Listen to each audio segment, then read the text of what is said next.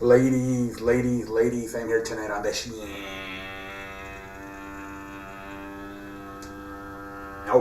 And tonight I want to talk about, obviously, the damn NBA, the NFL, everything going on. Jesus Christ. Alright, let's get this puppy going. Alright, let's see here, ladies and gentlemen.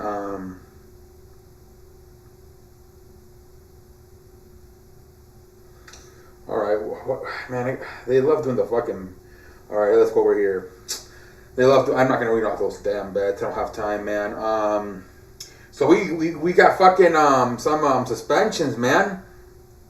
Freaking the Buccaneers, man, they suspended Mike Evans 1 game, but he's gonna appeal it.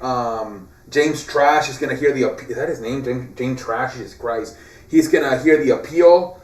So who knows if they're probably gonna have the answer sometime this week, right? Because the game's on Sunday. So we'll see what James Trash says, but he's gonna appeal it. He's going to be appointed. He's appointed by the NFL and the NFLPA, and we'll see. Right, Julio Jones and Chris Godwin are hurt. They're questionable for this game coming up. They play Green Bay, man. So they're going to lose if they don't have neither of them, Chris Godwin, Julio Jones, and Mike Evans, man. So hopefully, for the sakes of Tom Brady, they better hope that the appeal and they allowed him to play. They lift the suspension, man, for Mike Evans. But yeah, man. Let's see here, more stuff. 49ers are signing veteran running back Marlon Mack to their active roster from the practice squad. Yeah, he's going to be replacing Elijah Mitchell and Teron Davis Price, who have gotten hurt. So Marlon Mack will be starting this week for the 49ers. Cowboys have released wide receiver Dennis Houston. That's kind of funny. Houston released from Dallas. Let's see here. And then another injury for the Buccaneers. Defensive lineman Akeem Hicks tore the plantar fasciitis in his foot and is now expected to be sidelined for a month. Jesus Christ, man. More injuries for the Bucs, man. Oh, my Lord. Yeah, the Bucs are in trouble this week versus the Packers, man. Jesus Christ. Let's see here. Already, the Browns placed tight end Jesse James and Chase Winovich on the injured reserve list. Damn, man, that sucks. So yesterday, the cornerback from the Bills had to get stretched out of the field, but it's been reported Dane Jackson was transported last night to a emergency room and underwent virus tests, which determined there was no major injury to his neck or spinal cord. He was released from the hospital and is undergoing further tests. Hey, man, great to know, man. Great to know Dane Jackson is okay, man. That was a scary situation last night in the Bills-Titans game. Great to know, man. That was scary. When not only did they put the stretch out, they put the damn ambulance out to the field. You don't see that a lot, man. So thankfully he's okay, Dane Jackson, man. Jesus Christ. And then the Giants signed linebacker Jalen Smith. This guy was really good at Notre Dame. And then the first few years with the Dallas Cowboys, but then I don't know what the hell happened to him. He burned out pretty quick. I think he was with the Packers, and then he got released pretty quickly. He washed up pretty quick, Jalen Smith, man. Let's see how he does with the Giants. Let's see here. I think that's about it. I think that's about it for the NFL, ladies and gentlemen, on a Tuesday. So yeah, a bunch of injury reports and the suspension being appealed by Mike Evans. Let's move over to the National Basketball Association, where we did get some kind of bad news, and that's that freaking Robert Williams, who I don't know why waiting until September, because he's been bothered by this injury since the playoffs, but he just now decides to have the surgery. Robert Williams' procedure will keep him manually out of the Celtics training camp and preseason, but he cleaned up on his left knee. Is expected to have him back at the lineup early in the regular season. Boston Celtics center is undergoing it's an arthroscopic procedure on his left knee, and it's expected to silence him 4 to 6 weeks. For the recovery, sources tell ESPN Williams had meniscus surgery in March and played through the playoffs. The plan is for Williams to undergo procedure this week, sources said. So I guess this is like a second surgery on the meniscus. Yeah, maybe that thing didn't heal properly because he came back too soon from it when he had the surgery back in March. And then he came back in, what was it, like April, May for the playoffs. So maybe he had to have this second surgery to, but like I say, why have this until September? You have the entire summer to do it. Like, Jesus Christ, man. So it's an arthropodic procedure, which is going to take 4 to 6 weeks. So he's going to probably be playing again sometime in October, latest November. So it's probably not that bad, but still, man, why wait until September to have the surgery when you had all June, July, and August to do it? Jesus Christ, man. But at least they're going to have him back latest by November. But still, like, what the hell, man. All right, let's see. Let's see here. More basketball news. The Phoenix Suns are signing guard Frank Jackson to a non-guaranteed deal. All right, you're seeing a lot of players sign. Like they're signing like these small contracts. It's basically like an invite to the training camps as training camps are about to start for the NBA. So you're going to see a lot of this. The Utah Jazz and center Mika Potter have agreed on a 2-year NBA contract. There you go. Cody Seller agrees to a 1-year deal with the Utah Jazz. Celtics have released Bruno Caboclo. Okay. And Timberwolves guard Anthony Edwards has been fined $40,000 for using offensive language on social media. Yeah, I think he made fun of the transgender community. I think LBG, whatever they're called. So he got fined $40,000. Jesus Christ, man. But yeah, man. I think there's a rumor going around that the Lakers are going to bring back Dwight Howard for the vet minimum. So like, what is it, like $2 million? So we'll see if they do that. I wonder where Carmelo Anthony's going to go. There's still some free agents out there. We'll see where the hell they land, man. Let's see here.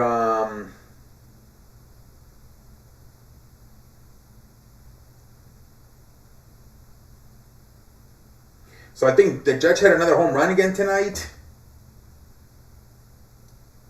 I think he did. I think he had 60 tonight. So he's one away from breaking Roger Merner's single-season home run record with the Yankees at 61. So he's going to do it for sure, man. He's going to do it for sure. And then more, Canada is going to be dropping the vaccine mandate on September 30th, which means if we were to get a Blue Jays Mets World Series, it will be fine. So a lot of people were worried that a lot of the Mets players are not vaccinated. But it looks like, just like, remember in New York, you had to be vaccinated, otherwise you couldn't play. And right before the playoffs started, they lifted the suspension, they lifted the mandate. Same thing. Right as the Major League Baseball players are about to start, they're lifting the mandate in Canada. Funny how it works. The president, Joe Biden, I think he declared the pandemic is over the weekend. So great sign, man. Whichever way you want to look at it, if it's, for the, I guess it's always a good sign to see these vaccine mandates get dropped. I think it's a good sign. But let's see here. Let's look at the scoreboard for Major League Baseball, and then we'll go to wrestling. Guardians and White Sox still playing 10-7 in the frickin' 11th inning. I think the game just ended, didn't it? I think it just did. I think the Guardians won 10-7. The Guardians, man, they're going to win the frickin' division. I think they're up by 5 games now. Diamondbacks and Dodgers 4-2. Diamondbacks win in the 9th inning. Dodgers won the first game 6-5. Red Sox beat the Reds 5-3. Cubs beat the Marlins 2-1. Astros beat the Rays 5-0. Blue Jays beat the Phillies 18-11. What a crazy-ass game over there. Tigers beat the Orioles 3-2. Yankees beat the Pirates 8-9. Braves beat the Nationals 3-2. Mets beat the Brewers 7-5. I think the fucking Brewers were fucking up fucking 3-0. Pendejo face for the Brewers, man. Angels beat the Rangers 5-2. Royals beat the Twins 5-4. Giants beat the Rockies 6-3. Athletics beat the Mariners 4-1. Padres beat the Cardinals 5-0. The Padres are winning a lot lately. I will say that about the Padres. Yankees up by 5 games. Cleveland up by, I think it's going to be 5 here pretty soon. Houston's up by 16. Mets up by 1 game.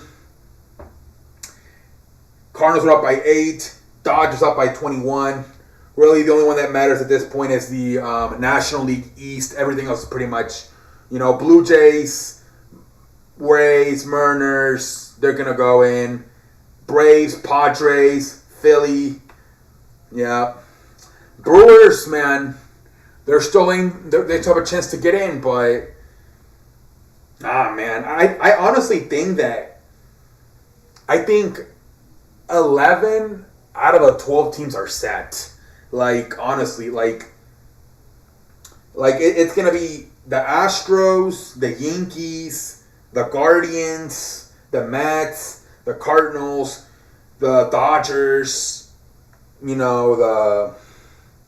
the Blue Jays, the Rays, the Mariners, the Braves, the Padres. It's just a matter who gets that final spot in the NL. Is it going to be Philadelphia or Milwaukee? But I truly believe that the other spots, every spot, all 6 spots in the American League are set. 5 out of the 6 are set in the National League. It just comes down to that final wildcard spot. Who's going to get it, Milwaukee or Philadelphia? Everything's pretty much...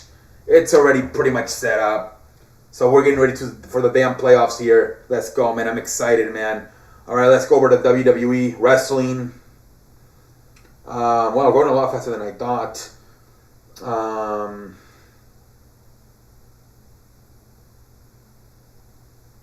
Let's see here.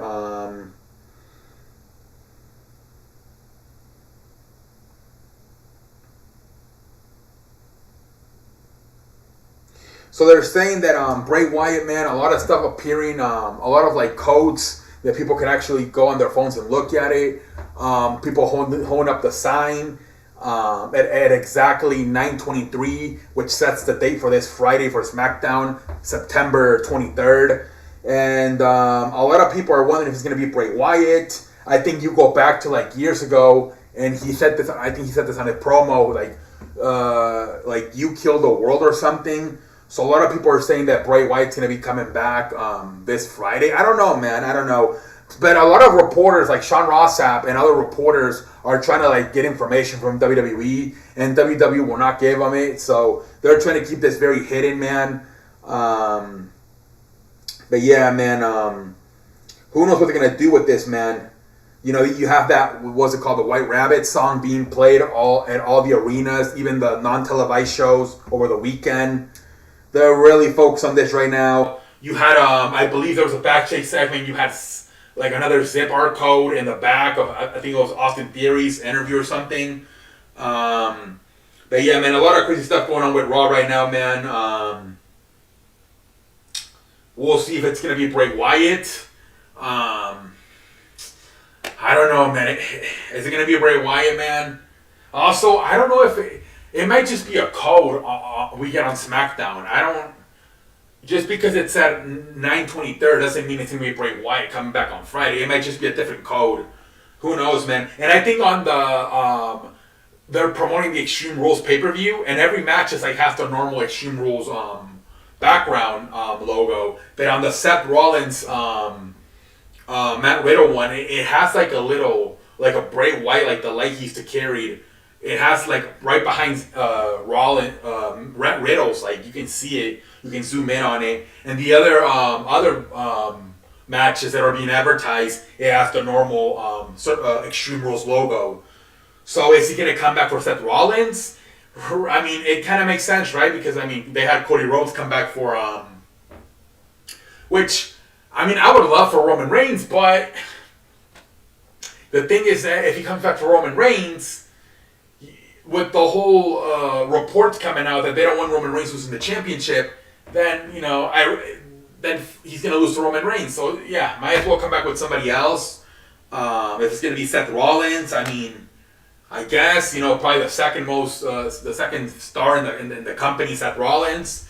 So I guess it makes sense. We'll see what happens, man. And they're saying that Malachi Black wanted to go back to WWE.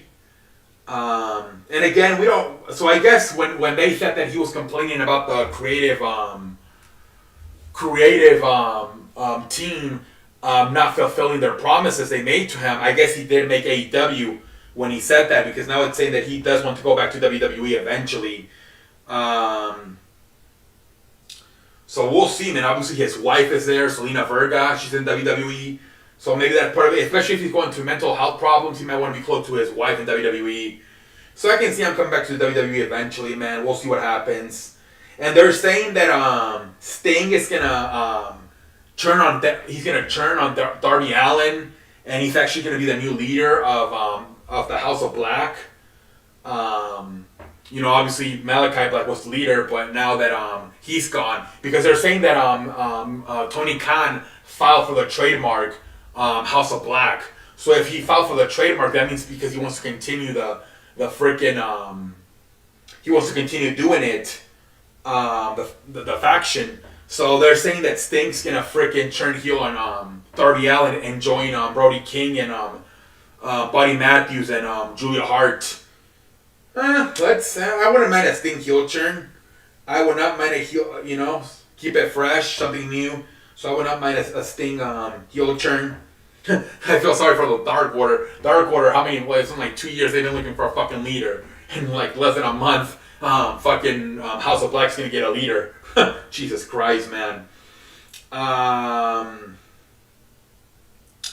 Let's go over to recap Monday Night Raw, and then we'll call it a night here tonight on a Tuesday. So Raw starts off right away with the freaking United States Championship match: Bobby Lashley versus Seth Rollins. Good match. You know, good way to start the show. At the end there, Matt Riddle comes in, provides a distraction, and Bobby Lashley spears Rollins and retains the championship. There were some cool spots in this match. Some people are complaining that Bobby Lashley doesn't have a true storyline, that he's just defending the United States Championship week after week after week, but there's no true storyline.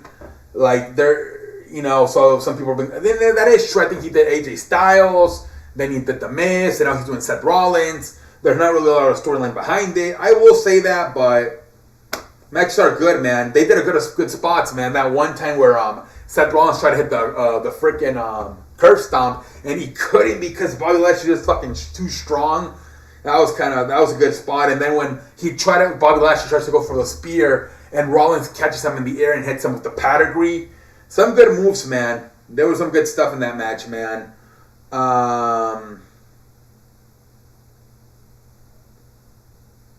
And then we get the Damage Control goes to the ring. Bayley and Io Sky and Dakota Kai, and then they get interrupted by Bianca Belair and Alexa Bliss and Asuka. It leads to a match later on the night, which turned out to be the main event between Bayley and Alexa Bliss. And then we get the match, Austin Theory versus Kevin Owens. This was another good match. It was another pretty damn good match. They gave Austin Theory a lot of offense in this match, I will say. They made Austin Theory look strong in this match. I will say that. Another distraction. Johnny Gargano comes in and takes the briefcase, distracts Austin Theory. Kevin Owens hits the pop-up power bomb, and he wins the damn match. Pretty damn cool, I guess. And then later on the night, it's backstage. They're arguing, and it set up a tag team match between Kevin Owens and Johnny Gargano versus I guess it ended up being Johnny Gargano and because I guess the Alpha Academy for some reason went to complain. They're like, that's my best friend Austin Theory. If you mess with him, you mess with me. So they're gonna have a tag team match now. Kevin Owens and Johnny Gargano versus the Alpha Academy next week. All right, whatever.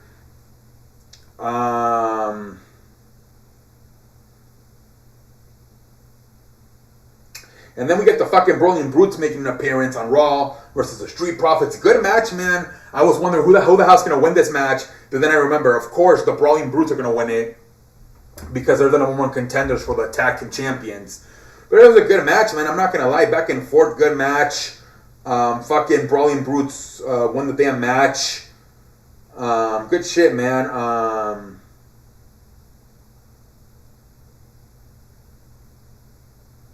And then the Judgment Day comes out. Fucking they put the shit out of Dominic, man. I think it was because they were in California, San Jose, which is close to Rey Mysterio's hometown of San Diego, California. They put the shit out of him.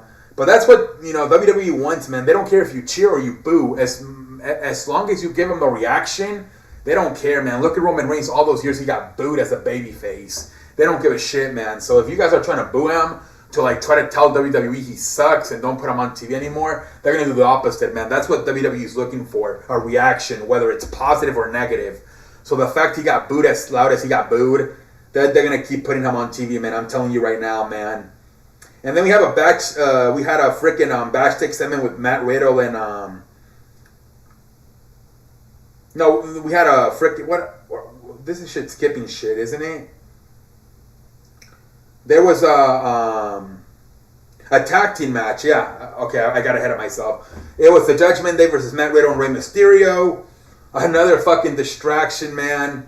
Seth fucking Rollins comes in. That was the theme of the show, man. Distraction after distraction. The Judgment Day wins the damn match.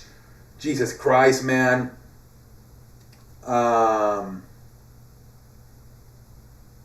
And then it leads to Riddle and Rollins brawling backstage. And they agreed to have another match at Extreme Rules, which is going to be a pit match. I don't know what the hell that is, honestly. But somebody says it's like a UFC style match. Who knows, man? Yeah, whatever, man. I don't know what kind of match that is.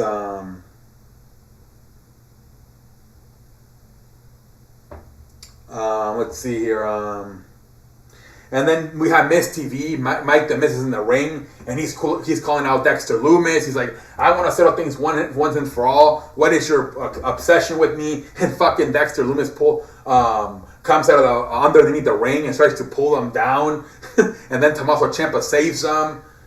And then they punch him with the microphone, and then they think, oh, you knocked him out, he's good. And then they fucking they look down, and he comes out again. It was kind of funny. The crowd was cheering, man. Again, if the crowd cheers, they will continue to do it.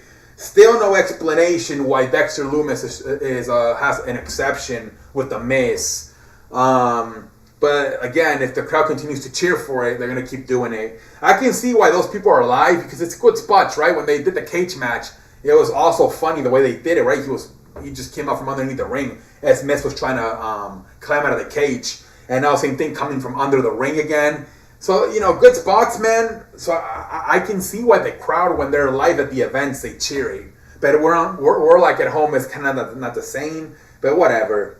But I will admit, they're cool spots the way they do them. Let's see. A